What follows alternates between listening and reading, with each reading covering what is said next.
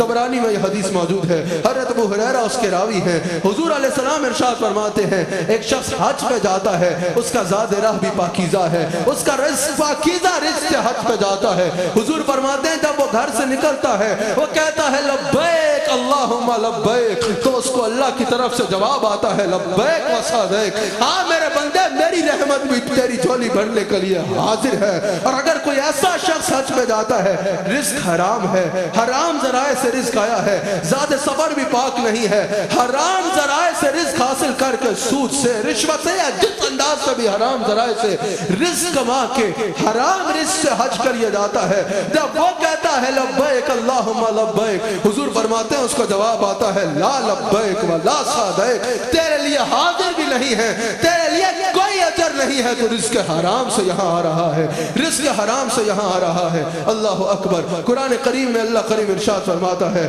سورہ نساء کی آیت نمبر 29 میں اللہ کریم ارشاد فرماتا ہے اے ایمان والو، اللہ کریم ارشاد فرماتا ہے ایک دوسرے کا مال ناجائز ذرائع سے حاصل نہ کرو، ایک دوسرے کا مال ناجائز ذریعے سے نہ کھاؤ۔ مثال کے طور پہ کسی سے کاروبار میں دھوکہ نہ کرو، پارٹنرشپ ہے، اس کو کیا پتا منافع ہوا ہے میں زیادہ رکھ لوں، کسی بھی انداز میں ایک دوسرے چوری کے ذریعے نہ کھاؤ، کسی کا لقمہ چھین کے نہ کھاؤ، کسی سے رشوت لے کے نہ کھاؤ، کسی کو سود دے کے نہ کھلاؤ، ایک دوسرے کا ہر مال جو ہے وہ حرام ذرائع سے نہ کھاؤ، حرام ذرائع سے نہ کھاؤ، کیونکہ حضور علیہ السلام ارشاد فرماتے ہیں حرام ذرائع سے مال کھانے والا جنت میں داخل ہی نہیں ہوگا، جنت میں داخل ہی نہیں